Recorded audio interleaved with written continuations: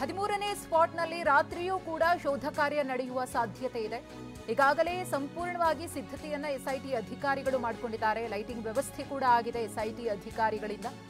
ರಾತ್ರಿಯೂ ಕೂಡ ಕಾರ್ಯಾಚರಣೆಯನ್ನ ಮುಂದುವರಿಸೋದಕ್ಕೆ. ಇನ್ನು ಮತ್ತೊಂದು ಕಡೆ ಮಳೆ ಬಂದರೂ ಕೂಡ ಮಳೆಯಿಂದ ಏನಾದರೂ ಗುಂಡಿಯಲ್ಲಿ ನೀರು ಶೇಖರಣೆ ಆದರೆ ಅದನ್ನ ಹೊರಹಾಕೋದಕ್ಕೂ ಕೂಡ ಪಂಪ್ಸೆಟ್ ವ್ಯವಸ್ಥೆಯನ್ನ ಮಾಡಿಕೊಳ್ಳಲಾಗಿದೆ. 13ನೇ ಪಾಯಿಂಟ್ ಪಕ್ಕದಲ್ಲೇ ಒಂದು ಶೆಡ್ ಅನ್ನ ಕೂಡ ನಿರ್ಮಾಣ ಮಾಡಿಕೊಂಡಿದ್ದಾರೆ. ಮಾಸ್ಕ್ ಮ್ಯಾನ್ ತೋರಿಸುವ ಎಲ್ಲಾ ಸ್ಪಾಟ್ಗಳನ್ನ ಶೋಧ ಮಾಡುವುದಕ್ಕೆ ಎಸ್ಐಟಿ ಅಧಿಕಾರಿಗಳು ನಿರ್ಧರಿಸಿದ್ದಾರೆ. ಇವತ್ತಿಗೆ ಈ ಕಾರ್ಯಾಚರಣೆಯನ್ನ ಅಂತ್ಯಗೊಳಿಸಬೇಕು ಅನ್ನೋ ಪ್ಲಾನ್ನಲ್ಲಿ ಏನಾದರೂ ಎಸ್ಐಟಿ ಅಧಿಕಾರಿಗಳು ಇದ್ದಾರಾ ಇಲ್ವೋ ಗೊತ್ತಿಲ್ಲ. ಆದರೆ ಇವತ್ತಿನ ಮಟ್ಟಿಗೆ ಏನೆಲ್ಲ ಸಿದ್ಧತೆಗಳಾಗಿದೆ ಅನ್ನೋ ಮಾಹಿತಿಯನ್ನು ನಾವು ನಿಮಗೆ ಕೊಡ್ತಾ ಇದ್ದೀವಿ.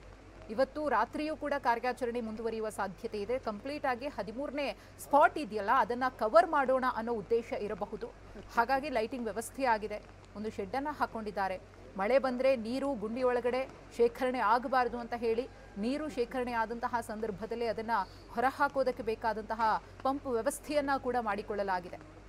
ಒಂದು ಕಡೆ ಎಸ್ಐಟಿ ಅಧಿಕಾರಿಗಳಿದ್ದಾರೆ, ರಾಷ್ಟ್ರೀಯ ಮಾನವ ಹಕ್ಕುಗಳ ಆಯೋಗದ ಅಧಿಕಾರಿಗಳಿದ್ದಾರೆ, ಪೊಲೀಸ್ ಸಿಬ್ಬಂದಿ ಭದ್ರತೆಗೋಸ್ಕರ ನಿಯೋಜನೆಗೊಂಡಿದ್ದಾರೆ. ಯಾವುದೇ ರೀತಿ ಪರದೆಯನ್ನು ಹಾಕಿಕೊಳ್ಳದೆ ಕಂಪ್ಲೀಟ್ ಆಗಿ ತೆರೆದ ಪುಸ್ತಕದಂತೆ ಇವತ್ತು ಕಾರ್ಯಾಚರಣೆ ನಡೀತಾ ಇದೆ. ಒಂದಷ್ಟು ಭಾಗಗಳಲ್ಲಿ ಹಸಿರು ಪರದೆಯನ್ನ ಹಾಕಿ ಕಾರ್ಯಾಚರಣೆ ಮಾಡಿದ್ದನ್ನು ನಾವು ನೋಡಿದ್ವಿ. ಆದರೆ 13ನೇ ಪಾಯಿಂಟ್ನಲ್ಲಿ ಆ ರೀತಿ ಕಂಡು ಬಂದಿಲ್ಲ. ಓಪನ್ ಆಗಿ ಈ ಒಂದು ಕಾರ್ಯಾಚರಣೆ ನಡೀತಾ ಇದೆ. ಆರಂಭದಲ್ಲಿ ಒಂದು 7-8 ಅಡಿ ಆಳ ಅಗಿಬೇಕಿದ್ರೆ ಮಣ್ಣು ಯಾವ ಕಲರ್ ಇತ್ತು, ಅದಾದ್ಮೇಲೆ ಮಣ್ಣಿನ ಆ ಕಲರ್ ಯಾವ ರೀತಿಯಾಗಿ ಚೇಂಜ್ ಆಗಿದೆ, ಸಿಗ್ತಾ ಇರುವಂತಹ ವಸ್ತುಗಳು, ಹರಿದ ಬಟ್ಟೆಗಳು, ಅದು ಇದು ವಸ್ತುಗಳೆಲ್ಲವೂ ಕೂಡ ಸಿಗ್ತಾ ಇದೆ. ಅದನ್ನು ಅಗೆಯುವಂತಹ ಸಂದರ್ಭದಲ್ಲಿ ಅದನ್ನು ಹೊರಹಾಕುವಂತಹ ಕೆಲಸ ಆಗ್ತಾ ಇದೆ. ಆದರೆ ಯಾವುದಕ್ಕೋಸ್ಕರ ಕುತೂಹಲದಿಂದ ನಿರೀಕ್ಷೆ ಇಟ್ಟು ಎಲ್ಲರೂ ಕಾಯ್ತಿದ್ದಾರೋ ಅಸ್ಥಿಪಂಜರಕ್ಕೋಸ್ಕರ, ಅದು ಇದುವರೆಗೂ ಕೂಡ ಪತ್ತೆಯಾಗಿಲ್ಲ. ಎರಡೂ ಗುಂಡಿಯಲ್ಲೂ ಕೂಡ ಪತ್ತೆಯಾಗಿಲ್ಲ ಅನ್ನೋದು ಸದ್ಯದ ಮಾಹಿತಿ. ಮಳೆ ಬರ್ತಾ ಇದೆ. ಆರಂಭದಲ್ಲಿ ಜೋರಾಗಿ ಮಳೆ ಬಂತು, ಈಗ ಸ್ವಲ್ಪ ಕಮ್ಮಿ ಆಗಿದೆ. ಮತ್ತೆ ಮಳೆ ಜಾಸ್ತಿ ಆಗುವ ಸಾಧ್ಯತೆಯೂ ಕೂಡ ಇದೆ, ಹೇಳೋದಕ್ಕಾಗುವುದಿಲ್ಲ. ಇನ್ನು ನೇತ್ರಾವತಿ ನದಿ ಪಕ್ಕದಲ್ಲಿ ಕಿಂಡಿ ಅಣೆಕಟ್ಟು ಕೂಡ ಇದೆ. ಇದರಿಂದಾಗಿ ಒಂದಷ್ಟು ಅಡಚಣೆಗಳಾಗಬಹುದು, ನೀರಿನ ಹರಿಯುವಿಕೆ ಕೂಡ ಇರಬಹುದು ಅಂತ ಹೇಳಲಾಗ್ತಾ ಇತ್ತು. ಸದ್ಯಕ್ಕೆ ಅದು ಯಾವುದೇ ರೀತಿಯ ತೊಡಕುಗಳು ಕಾರ್ಯಾಚರಣೆಗೆ ಉಂಟಾಗಿಲ್ಲ, ಸಾಂಗವಾಗಿ ನಡೀತಾ ಇದೆ. ಆದರೆ ನೆಕ್ಸ್ಟ್ ಏನಾಗುತ್ತೆ, ಕ್ಷಣ ಕ್ಷಣಕ್ಕೂ ಕೂಡ ಇದರ ಒಂದು ಕುತೂಹಲ ಹೆಚ್ಚಾಗ್ತಾ ಇದೆ. ಎಲ್ಲ ಆಯಾಮಗಳಲ್ಲೂ ಕೂಡ ಈ ಪ್ರಕರಣದ ತನಿಖೆಯನ್ನ ಎಸ್ಐಟಿ ಅಧಿಕಾರಿಗಳು ಭೇದಿಸ್ತಾ ಇದ್ದಾರೆ. ಒಂದೇ ಉದ್ದೇಶ, ಎಲ್ರಿಗೂ ಕೂಡ ಈ ಒಂದು ಆರೋಪ ಇದೆಯಲ್ಲ ಇದರ ಸತ್ಯ ಗೊತ್ತಾಗಬೇಕು, ಉತ್ತರ ಸಿಗಬೇಕು, ತಾರ್ಕಿಕ ಅಂತ್ಯಕ್ಕೆ ಇದನ್ನ ಕೊಂಡೊಯ್ಯಬೇಕು ಅನ್ನೋದು.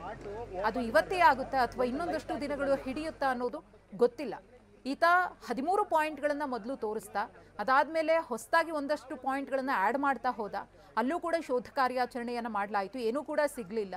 ಈಗ 13ನೇ ಪಾಯಿಂಟ್ ಮುಗ್ದಾದ್ಮೇಲೆ ನನಗೆ ಇನ್ನೊಂದಷ್ಟು ಸ್ಪಾಟ್ಗಳು ನೆನಪಾಗಿದೆ, ನಾನು ಮರೆತುಬಿಟ್ಟಿದ್ದೆ, ಗಡಿಬಿಡಿಯಲ್ಲಿ ಅವುಗಳನ್ನ ಬಿಟ್ಬಿಟ್ಟಿದ್ದೆ, ಈಗ ನಾನು ತೋರಿಸ್ತೀನಿ ಬನ್ನಿ ಅಂತ ಹೇಳಿ ಮತ್ತೆ ಎಸ್ಐಟಿ ಅಧಿಕಾರಿಗಳನ್ನ ಹೊಸ ಜಾಗಕ್ಕೆ ಕರೆದುಕೊಂಡು ಹೋಗುವ ಸಾಧ್ಯತೆಯನ್ನ ಕೂಡ ತಳ್ಳಿ ಹಾಕುವಂತಿಲ್ಲ.